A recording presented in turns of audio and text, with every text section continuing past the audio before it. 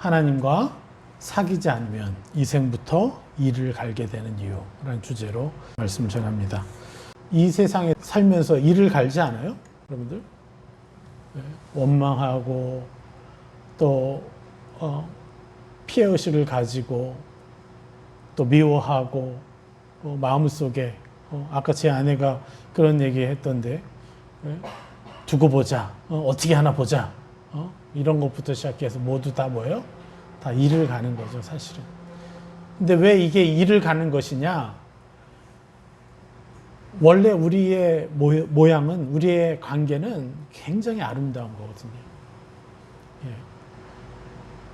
가정 안에서 지적질도 없고 어떤 일을 가지고 서로를 따뜻하게 대우하고 서로의 실수를 용납해주고 실수 가지고도 깔깔깔거리면서 웃고 막 이럴 수 있어야 되는 거거든요.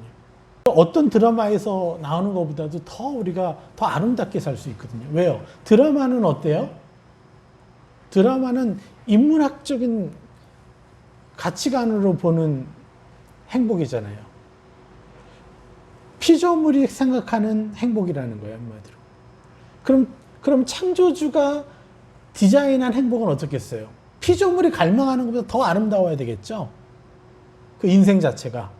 그러니까 드라마에서 나오는 아름다운 어떤 삶보다도 더 아름다워야 되는 게 우리 그리스도인들의 삶의 모습이어야 된다는 거예요. 가정이어야 된다는 거예요.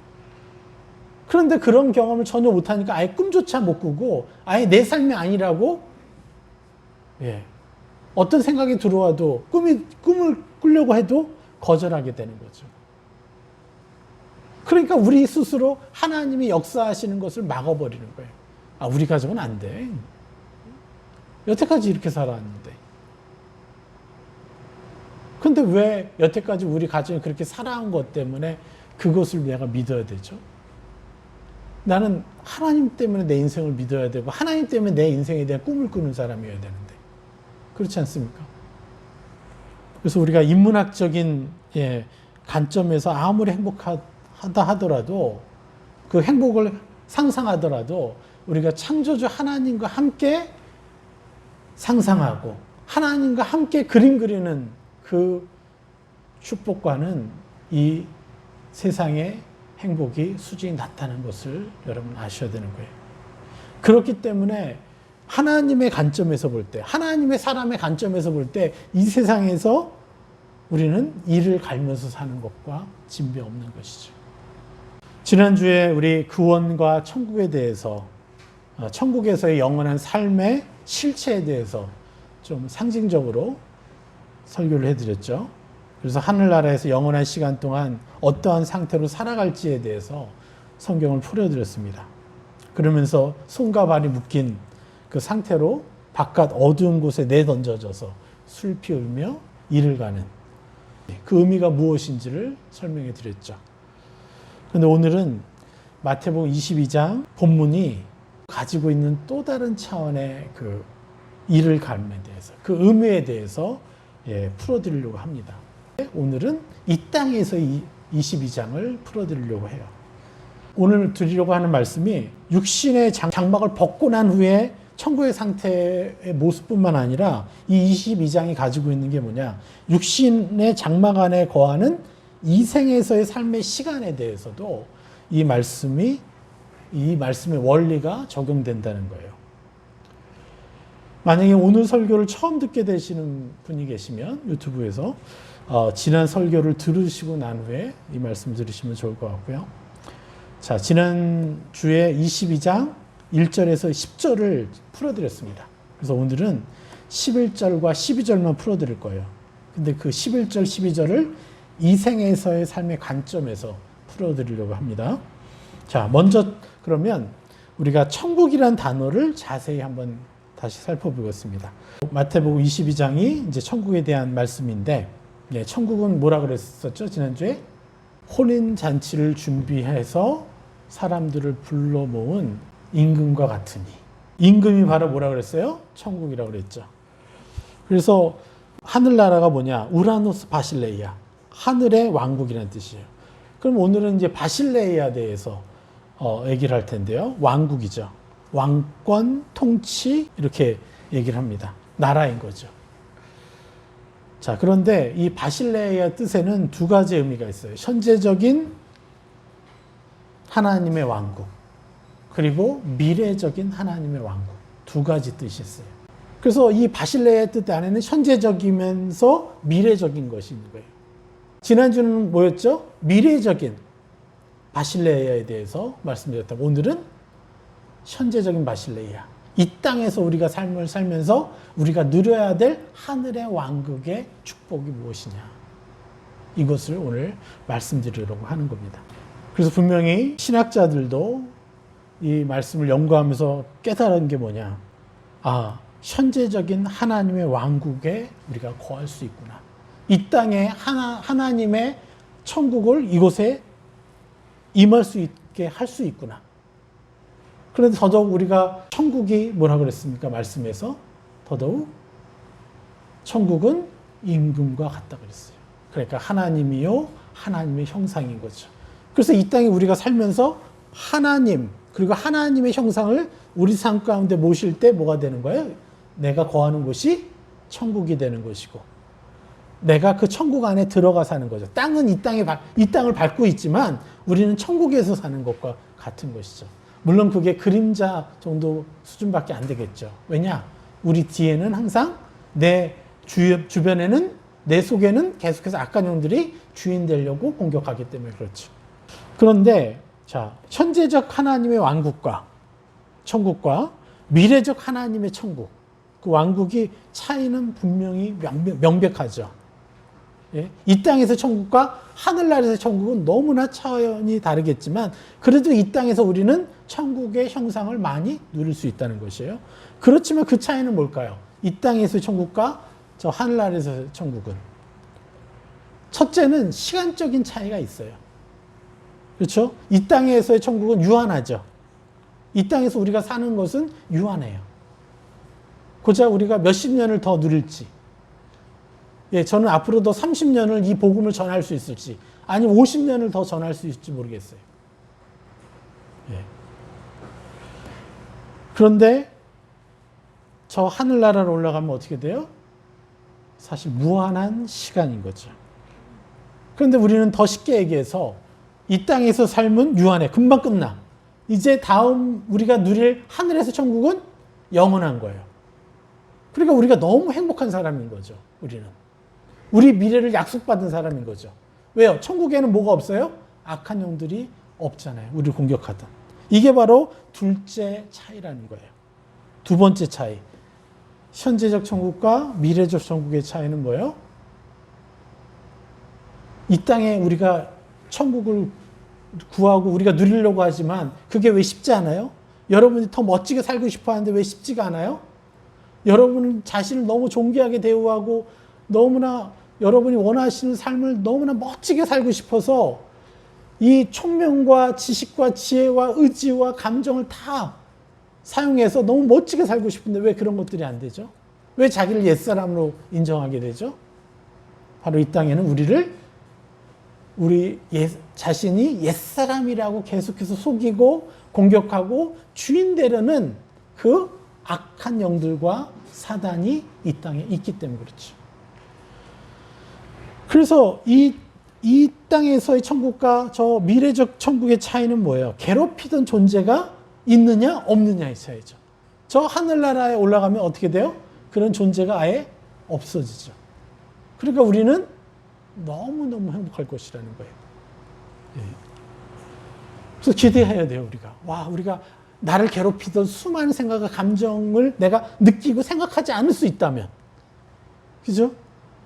나를 계속해서 내 삶을 파괴하는 어떤 중독적인 의지가, 악한 영의 의지가 나와 상관없다면, 우리는 얼마나 멋진 생각을 하고 멋진 감정을 느끼고, 예? 얼마나 탁월한 의지력을 가지고 무엇이든 해낼 수 있는 그런 존재가 될까요? 우리 그렇게 살고 싶었잖아요, 이 땅에서. 그런데 그것을 우리가 왜 못하느냐? 여러분 탓하지 마세요. 우리를 탓할 필요가 없어요. 우리는 이 땅의 주인인 사단의 왕국에 우리가 뭐예요? 정복하러 온 존재예요. 그래서 우리는 그들과 싸워야 되는 거예요.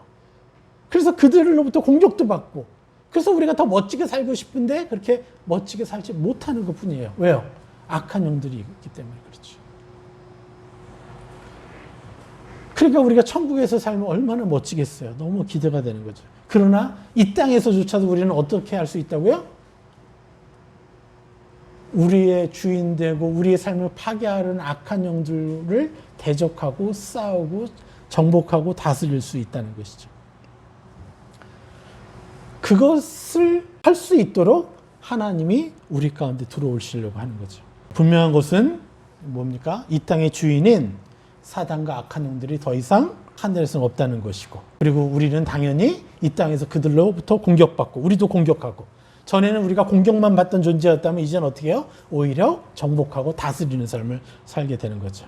그래서 당연히 아까도 말씀드렸지만 생각, 감정, 의지가 어떻다고요? 이 땅에서의 것과 하늘에서의 것이 다르다는 것이에요. 예? 내가 하늘나라에서도 내가 어떤 분노를 느낀다고 하더라도 그 분노는 뭐예요? 이 땅에서의 분노와 종류가 다른 거예요. 다른 사람을 원망해서, 다른 사람을 미워해서가 아니라 또 다른 차원, 더 선하고 아름다운 차원의 분노를 갖게 될 것이고, 악이 개입해서 변질시키는 생각, 감정, 의지가 아니라는 거예요. 그래서 슬퍼해도 악이 주는 슬픔이 아니에요. 온전한 더 아름다운 슬픔을 느낄 것이고, 또 이를 가라도 주의 형상이 끼어들지 못한 상태, 일을 우리가 가는데 저 천국에서 일을 가는 것과 이 땅에서 일을 가는 게 다르다는 거예요. 이 땅에서는 어떻게 해요? 사람들이 미워서 일을 갈고 두고 보자 하면서 일을 갈지만, 저 천국에서는요, 그 일을 가는 이유가 다르죠. 내가 그때 저 사람을 내가 한 번이라도 더 축복해 줬어야 되는데 너무 안타까워. 내가 저 사람 한 번 더 사랑해 줬어야 되는데 너무 안타까워. 저는 지금도 과거를 회상할 때 내가 조금만 더 힘을 써서 저 사람을 격려해 줬더라면 어땠을까? 저 사람을 내가 도와줬더라면 어땠을까? 뭐 이것과 차원이 다르겠죠. 우리가 하늘에서 느끼게 될 것들은. 내가 이것만 했으면 저 사람이 훨씬 더 위대한 사람이 됐을 수 있는데, 하늘에서 느끼는 그 안타까움, 일을 가는 것은 전혀 다르겠죠. 이 땅에서 일을 가는 건 어때요? 악한 영이 우리의 생각을 변질시키고 우리의 감정을 변질시키고 의지를 변질시키기 때문에 정말 더럽고 추하게 일을 갈아요. 슬퍼도 더럽고 추하게 슬퍼하게 되고.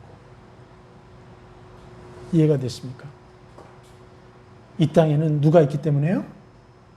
우리의 감정, 생각, 의지의 주인 되려는 악한 영들이 있기 때문에 그렇습니다.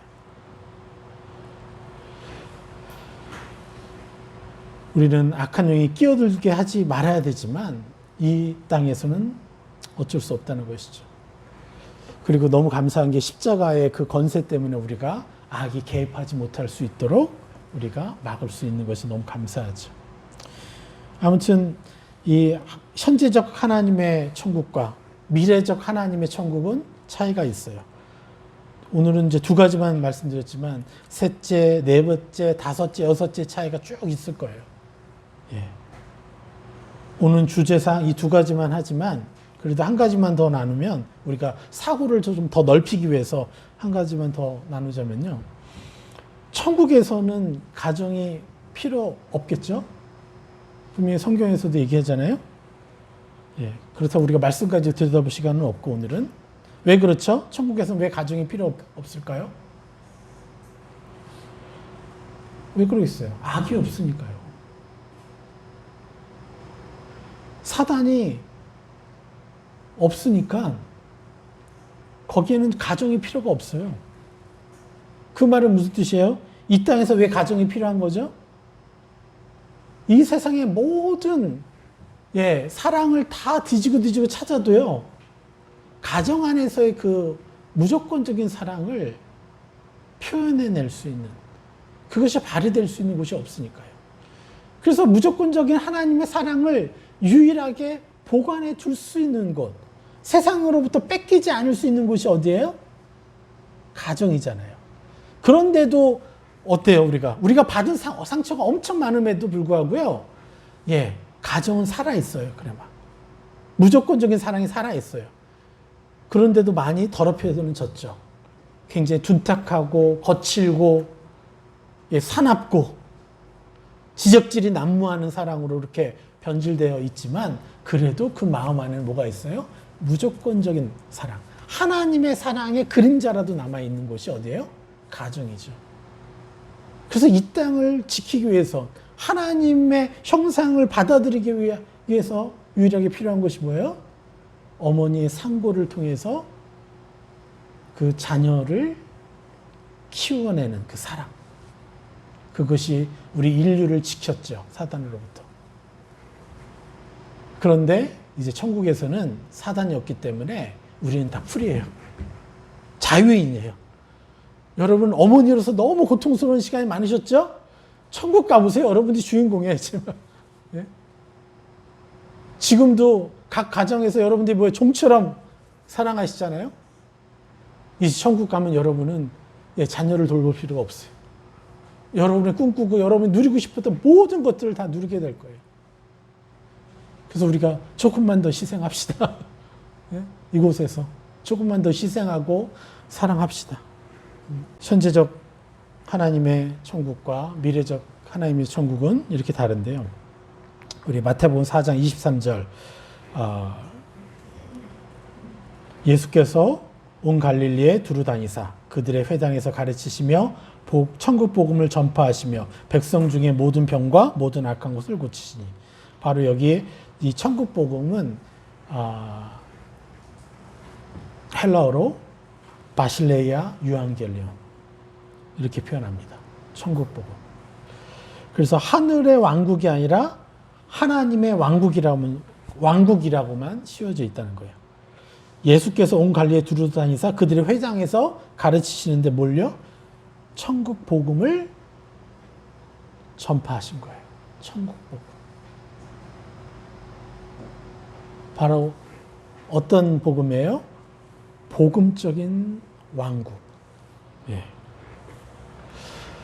그래서 여기서는 우라노스 바실레아가 아니에요. 하늘의 왕국을 전파했다라고 얘기하지 않아요. 바로 바실레아 유앙겔리온. 복음을 전했다는 거예요. 이 땅에서 누려야 할 천국을 예수님이 전하셨다는 거예요. 이해가 되십니까? 네. 그래서 실제로 천국은 마태복음 외에는 써져 있는 게 없어요. 천국이라는 단어는. 네. 마태복음 골로새서 하나 있나? 예, 거의 없어요. 그래서 예수님이 집중적으로 가르치신 것은 이 땅에서 누리게 될 하나님의 나라를 얘기하는 거예요.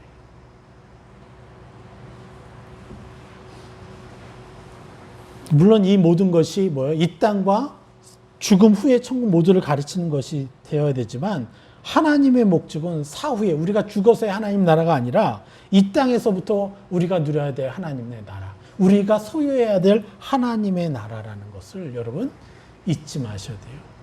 그래서 이 땅에서 하나라도 더 천국을 어떻게 해요? 침노해서 우리 것으로 취해서 우리가 그것을 향유해야만 된다는 거예요. 그래서 예수님이 그들의 회당에서 두루 다니면서 회당에서 가르치신 게 바로 바실레이아 유앙겔리온. 천국 복음이에요. 죽어서의 복음이 아니라. 이것을 여러분 잊지 마십시오. 그래서 우리는 어떻게 해야 돼요? 이 땅에서 누려야 되는 거예요.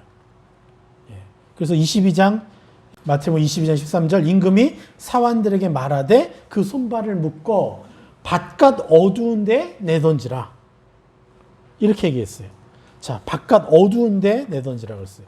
자, 여기서 바깥 어두운 데를 우리가 이제 설명을 하자면 요한일서 1장 6절에서 8절을 봐야 됩니다. 같이 읽겠습니다. 만일 우리가 하나님과 사귐이 있다 하고 어둠에 행하면 거짓말을 하고 진리를 행하지 아니함 이거니와 그가 빛 가운데 계신 것 같이 우리도 빛 가운데 행하면 우리가 서로 사귐이 있고 그 아들 예수의 피가 우리를 모든 죄에서 깨끗하게 하실 것이요. 여기서 중요한 키는 뭐예요? 하나님과 사귐이 있다라고 얘기하는 거예요. 여러분 생각해 보십시오. 사람이 무엇이간데 하나님이 우리랑 사귄다고 합니까? 예? 여러분이 무엇이간데 하나님이 여러분을 위해서 죽으시면서까지 여러분과 사귀려고 하시는 거예요. 이 위대한 창조주께서 우리 더러운 우리에게 다가와서 우리를 안아주시고 우리랑 사귀려고 하는데 우리 죄가 너무너무 짙어서 그분 앞에 나아가기도 어렵고 그분이 주신 새 사람조차도 잊기가 너무 어려워서 그것도 내가 그거 만지면 마치 내 몸 안에 잔뜩 묻어있는 똥이 그 옷을 만질까봐 그 새 사람조차 나라고 인정하기가 싫고 쳐다보는 것조차도 싫은데 그렇지 않습니까? 우리가 새 사람의 선포를 할 때 여러분의 마음 가운데 어떤 마음이 있어요? 너무 나한테 과하면 기분이 상해. 마치 지적질하는 것 같아, 내가 오히려. 너무 찬란한 새 사람의 옷을 선포하려고 하면요. 그것이 바로 나를 막 찌르는 것 같은 그런 경험 없어요? 왜요? 내가 너무 더러우니까. 나조차도 내가 더러워서 그 새 사람의 옷에 가까이 접근을 못 하는데 하나님이 그런 나를 안아주시고 나와 사귀시려고 독생자 예수를 통해서 십자가 못 박히시고 우리 죄를 모두 도말하시고 그분의 눈에는 나의 똥이 안 보이고 아주 휘어져 버린 나만 바라보고 있다. 뭐 하시려고요? 우리랑 사귀시려고. 이게 진정한 창조주예요. 하나님과 사귀는 존재가 뭐예요? 그리스도인이라는 거예요. 이 위대한 창조주와 사귈 수 있는 권세를 받은 존재가 그리스도인이라는 거예요. 그런데 우리는 한번 보십시오. 지나간 삶을 보십시오. 우리가 하나님과 사귀기 위해서 여태까지 살았어요? 아니면 하나님을 통해서 축복받기 위해서 살았습니까?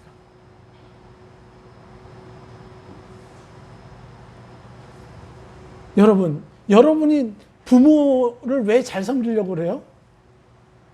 그분들로부터 나오는 유산을 받으려고요? 얼마나 추악한 거예요, 그게. 예, 힘이 없고 돈도 없지만 우리가 부모를 왜 섬겨야 돼요? 사랑하니까, 사랑을 받았으니까. 그리고 그냥 밥만 해다 주는 게 우리가 섬기는 거예요? 아니죠. 그분하고 교제해야죠. 부모한테 찾아가서 부모랑 교제하고 얘기하고 대화 나누고 사귀어야죠.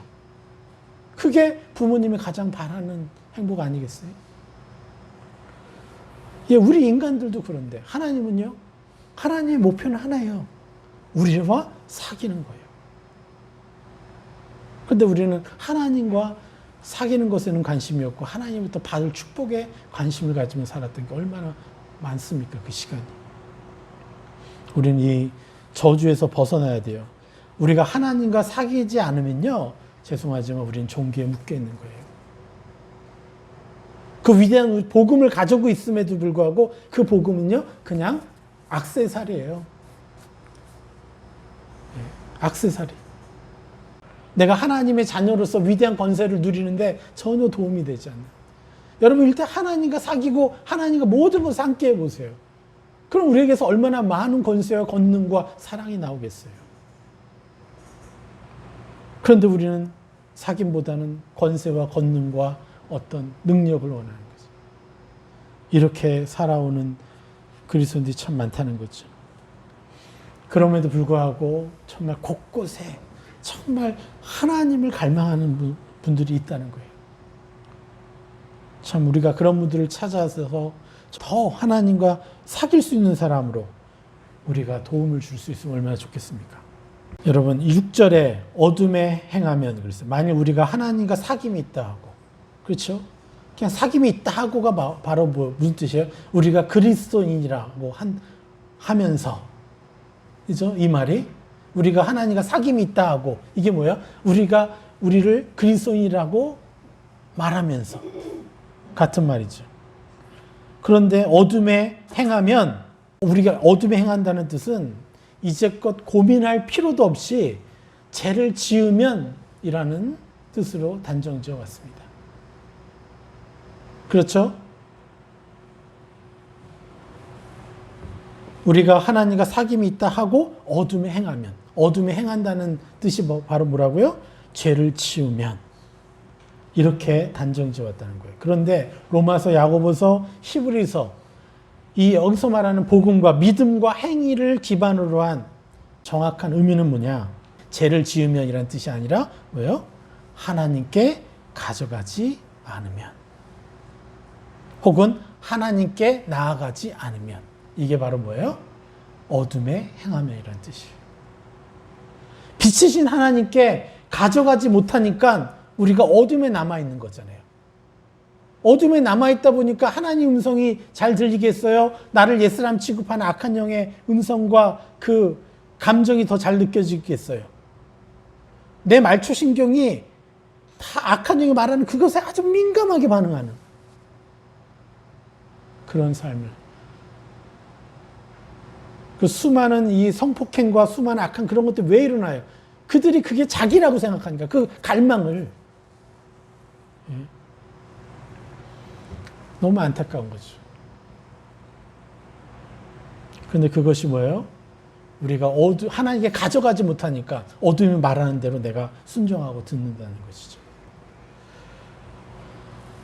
그렇게 되면 어떻게 되는 거예요? 어둠에 행하면, 하나님께 가져가지 않으면 거짓말을 하고 진리를 행하지 아니함이거니와.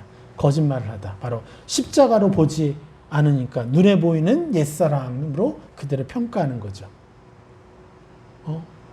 게으른 아이에게 넌 게으름뱅이야, 이렇게 지적질하고 옛사람을 입히는 거랑 똑같은 거죠. 네. 착하지 않으니까 너는 악해.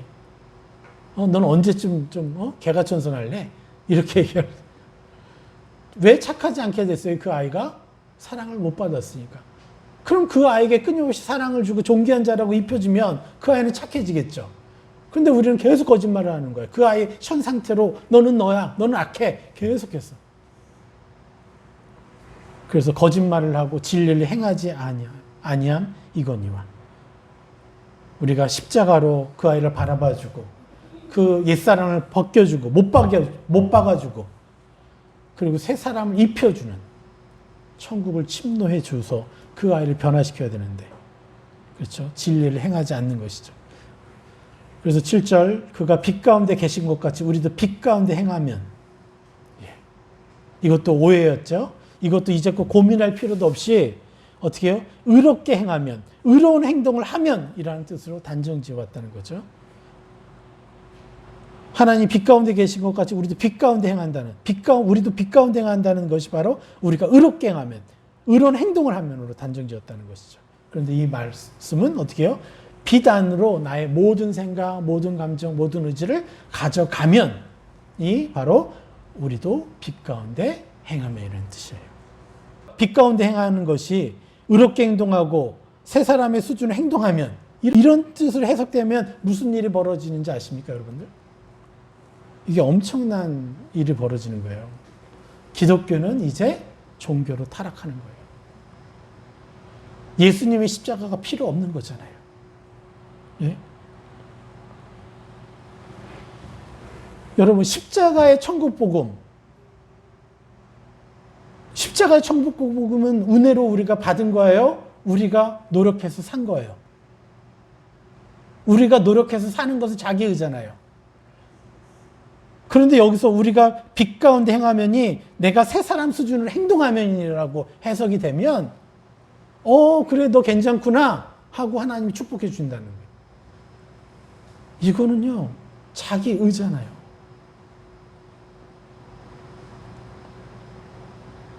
내 의로 하나님의 은혜를 사겠다는 거잖아요. 그래서 많은 그리스도인들이 더 찬란하게 예수 그리스도 장성한 분량에 나아가지 못하게 된 이유가 바로 그거예요. 우리가 뭔가를 할 때 하나님이 은혜 주시고 축복해 주신다는. 다시 한번 읽겠습니다. 그가 빛 가운데 계신 것 같이 우리도 빛 가운데 행하면 그때 비로소 우리가 서로 사귐이 있다. 이렇게 얘기하는 거예요. 그러니까 우리가 잘하면, 내가 깨끗하게 뭔가를 하면 하나님 그때 와서 나하고 사귀어 주겠다라고 말하는 거예요. 이것을 여러분들 분명히 아셔야 되죠. 전에도 제가 계속해서 이제 말씀드렸던 부분이지만, 여태까지 우리 교회가, 기독교가 수많은 사람들, 다른 종교들로부터 종교들이 우리의 교회의 모습만 보더라도, 와, 나 예수님 믿을래. 이렇게 해야 되거든요, 원래는. 예? 우리 그리스도인의 삶을 보면서 자기네들이 믿는 신이 거짓이라는 걸 너무 확연하게 느껴져가지고 다 버리고 쫓아와야 되거든요. 저희가 이슬람권에서 선교하면서, 왜 영혼들이 자기 민족을 배반하고 이슬람을 거절하고 이렇게 우리에게 왔겠어요? 우리의 삶을 보면서 자기가 순교당해도 좋겠다는 거예요. 자기가 순교당해도 이 복음을 받아야 우리 가족을 내가 온전히 사랑할 수 있다라고 그렇게 고백하면서 죽음을 각오하고 예수님을 믿었어요. 왜요? 우리가 보여준 그 하나님의 찬란한 형상. 물론 지금보다 턱없이 부족했지만 그럼에도 불구하고 그들과 차원이 다른 복음, 하나님 형상을 알게 되니까 그들이 비로소 목숨을 버리기까지 복음을 영접한 것이죠. 그래서 우리는 이 천국 복음, 이 천국 복음은 은혜로 누리는 것이, 자기 의로 구원을 사는 것이 된다면 이제 기독교는 빛과 또 소금, 짠맛을 잃어버린 소금이 되는 것이죠. 빛도 변질된 빛이 되는 것이죠. 그래서 우리 교회가 사실 뚫릴 때부터 어떤 일들이 많이 발생했어요? 자기 의로 구원을 사는 일을 많이 해왔잖아요. 그래서 면죄부를 팔아버린 거예요. 행동으로 안 되니까 돈으로라도 너희들이 내라. 아주 정치와 종교가 딱 합작이 되면, 결합이 되면 종교형이 강력하게 등장하거든요. 사역자들은 물질에 빠지게 되고요. 음란에 빠지게 돼가지고 사역자들은 물질을 추구하고 음란을 추구하는 사람들이 돼서 진리가 온데간데 없고 권력을 탐하게 되는 거거든요. 이게 종교형이에요. 많은 목회자들도 이렇게 넘어간 사람들이 많아요. 심지어 우리 기독교에서도. 자, 정치와 종교가 결탁됐어요. 그리고 어떻게 돼요? 종교가 권력을 추구하게 됐어요. 왜 그렇게 됐다고요? 자기 의로 하나님의 은혜를 샀기 때문에 그런 거예요. 여러분, 이거를 반드시 기억하셔야 됩니다. 우리는 하나님의 십자가 보혈 때문에, 십자가 복음 때문에 은혜로 우리의 죄가 도말되어서 하나님께 나아가는 거예요. 그래서 하나님은 우리가 새 사람으로 살았기 때문에 우리를 부르시는 게 아니라, 우리가 올바른 행동을 했기 때문에 그래 나한테 와라 이게 아니라, 허락해 주는 게 아니라 우리에게 먼저 다가오셔서 어떻게 해요? 우리를 안아주시는 거예요. 그러면서 유일하게 요구하는 것, 우리도 빛 가운데 행하며이라는 것은 우리의 모든 죄된 생각, 악이 주는 모든 죄된 생각, 모든 악한 감정, 의지, 이 모든 것들을 하나님께 그대로 가져가면 이게 돼야 된다는 거예요. 왜요? 우리는 예수님의 보혈 없이는 절대 새 사람으로 살 수가 없는 존재이기 때문에. 그래서 8절, 우리가 서로 사귐이 있고 빛 가운데 모든 생각, 감정, 의지들을 가지고 들어가서 말씀드리게 되면 비로소 그분과 사귈 수가 있는 거예요. 우리의 제된 생각, 감정을 하나님 앞에 가져가지 못하면요, 우리는 악하고 목록을 작성하며 악하고 사귀게 되는 거예요. 악하고 사귀게 되면 어떻게 되죠? 점점 이상해져서 착한 사람은 자살을 하고 조금 이기적인 사람은 남들에게 해코지를 하죠. 왜 지나가다가 갑자기 왜 사람을 패요? 왜 남들의 귀한 딸들을 왜 성폭행을 해요? 왜 어떤 아주머니는 차 안에서 경비 아저씨들한테 왜 욕을 해대요? 그렇게 하찮은 인간이라고?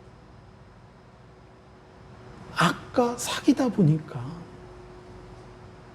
하나님께 가져가지 못하다 보니까 악하고 계속 사귀다 보니까 자기의 원한, 분노, 아픔들을 악하고 계속 사귀다 보니까 악이 주는 것에 동화돼서 악이 원하는 대로 남들에게 해코지를 하는.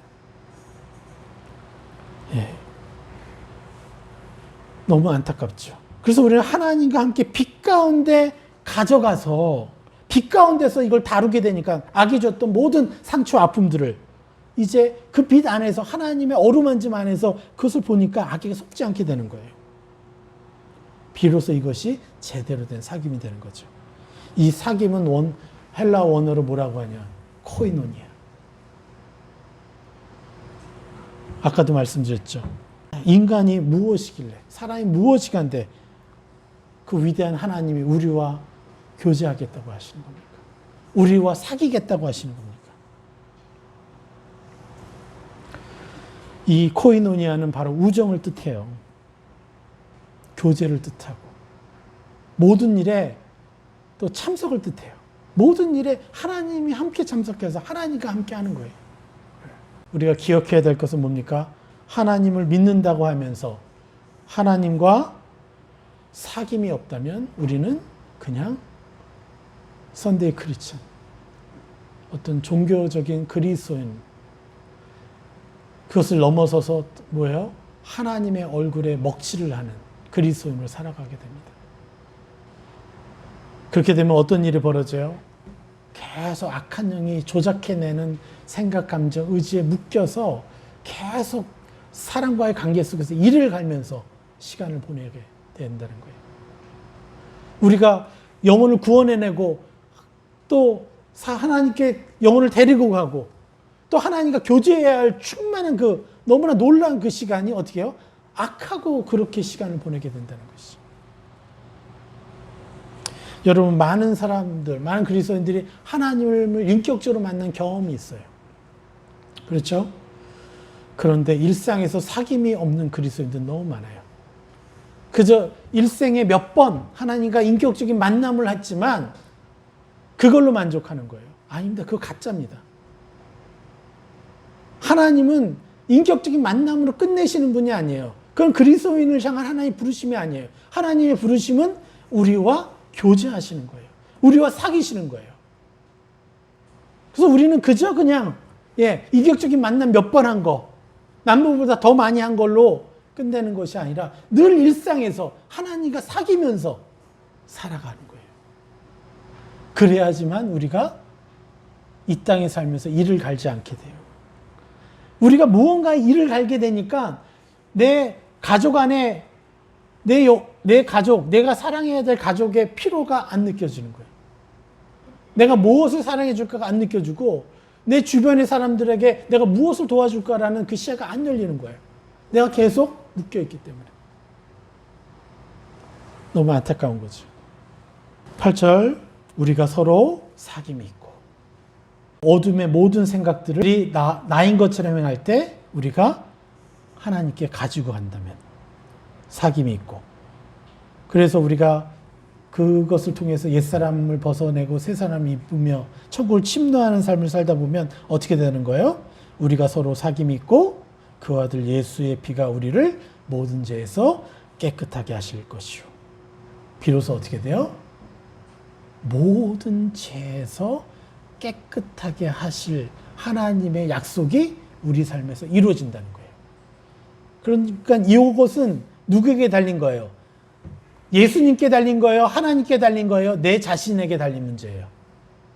모든 죄에서 깨끗하게 하실 것이요라는 그 선택과 결정은 누가 하는 거예요, 결국은? 우리가 하는 거라는 거죠. 하나님은 주셨고 이제 우리가 그렇게만 하면 우리 것이 된다는 거죠. 예. 이게 정말 너무나 놀라운 거예요. 우리게 사귐의 결과가 뭐예요? 계속 사귀다 보니까 비로소 예수의 피가 어때요? 내 자신의 죄보다 더 권위를 갖게 되는 거잖아요.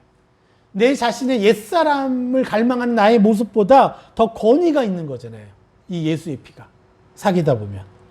그래서 자신의 옛사람을 비로소 자기 자신이 아니라고 거절할 수 있는 힘이 생기고, 그리고 거짓자일 뿐이라고 인정할 수 있는 그 감정이 강력해지는 거죠.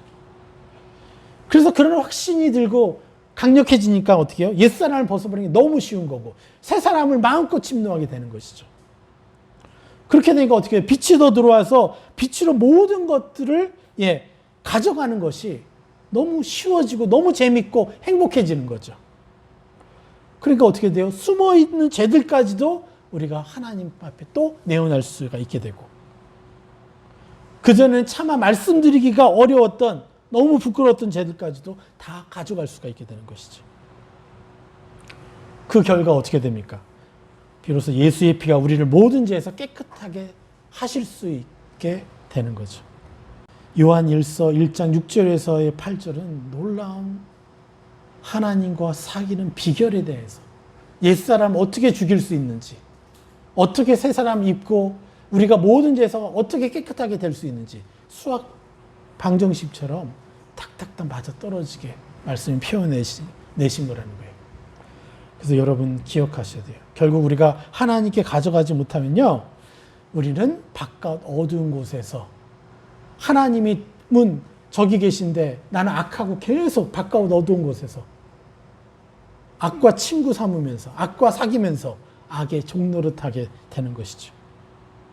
여러분 이것을 잊지 마셔야 됩니다. 14절에 청함을 받은 자는 많되 택함을 입은 자는 적으니라. 하나님은 여러분의 인생 가운데 끊임없이 여러분들을 많이 부르셨을 거예요. 그런데 여러분들은 정말 무엇을 갈망합니까? 이 청함은 받은 자는 많되 택함을 입은 자는 적으니라. 여러분, 우리가 청함에 우리가 반응하기 위해서 택함을 받은 자가 택하는 것도 누구에게 달려있다 그랬죠? 결정권이? 우리에게 달려있다라고 지난주에 말씀드렸죠. 어떻게 우리가 택하느냐? 나는 하나님과 충만한 사귐을 갖는 하나님의 자녀입니다. 끊임없이 내 자신에게 새 사람을 입혀주세요. 나는 하나님 아버지와 충만한 사귐, 완전한 사귐을 갖는 자녀입니다라고 계속해서 여러분들에게 여러분들의 신분을 결정해 주세요.